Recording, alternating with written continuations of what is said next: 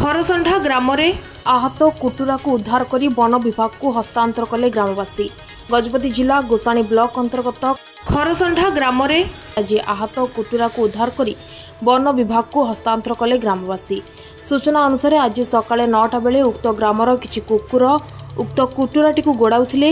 यह देखि जी रवि कुमार आहत कुटुराटी को कुकुर मानक कबलरू उद्धार करी घर को नहीं आसथिले। परे वन विभाग को खबर देबा परे फॉरेस्टर गणेश प्रधान रविंकर घर पाखरे पहुंचबा बेले रवि कुमार उक्त कुटुराटी को हस्तांतर करथिले।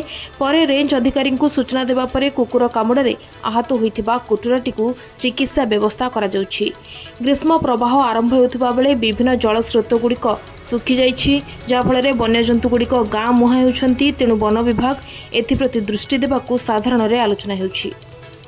मोर ना जी रामकृष्ण करसंडा ग्राम panchayat करसंडा village Gajapati district गोसानी block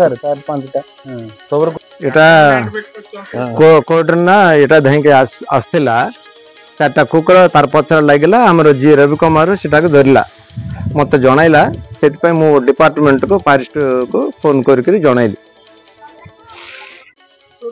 हां चारटा कुकुर तार पछर लगतिला सेटा टिके सान माड हेची चोबे देची।